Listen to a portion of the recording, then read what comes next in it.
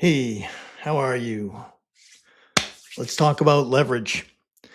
The game isn't just about money, it's about the cost of money.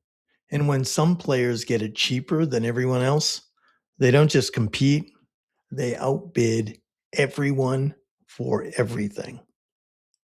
This raises prices. Look at this chart back in 1970. Prices and wages moving together for the most part. You earn more, things cost more, it's balanced, it's acceptable, right? Now, watch what happens. As you go into the following decades, you can see over time prices keep rising while wages remain stagnated. And this chart is housing prices. So, why did the prices go up? What changed? Leverage. That's what changed. Not the leverage average people can access. No, this is for the uber wealthy and investors, large financial institutions. They're the ones who get it. This isn't about mortgages or car payments or credit cards. Now, take a look at this chart. This is an example of the difference between these leveraged interest rates and what an individual consumer can get. They tend to be about one half as much. And one half the rate equals one half the cost. And that is a lot of money. Now, this is very simple math, and it creates an insane incentive, which is buy as much as you can, as often as you can.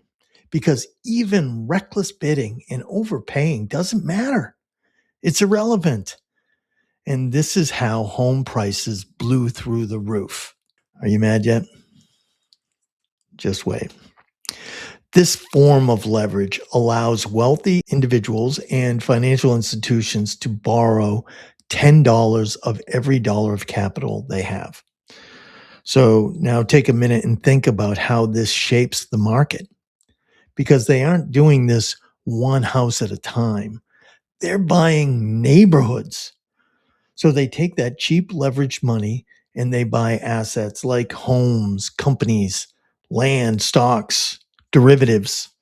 They buy aggressively, bidding up the price on anything and everything they can get their hands on, constantly driving up those prices. Are you mad yet? Because here's the real issue. The rules are different for them. If they win, they profit a very, very high profit, as we've seen, because of the 10 to 1 larger investment, the $10 for every dollar of capital they have, and those extremely low borrowing costs. If they lose that 10%, that $1 they came into the game with. And the rest, well, that loss gets what they call, ready for this? It gets socialized, which is a fancy word for the taxpayers handle it via bailouts or money creation, which is what they call quantitative easing. We'll get to that later. But the result is the same. They make huge bets, drive up prices, and if it goes wrong, they walk away. And we pay for the reckless behavior.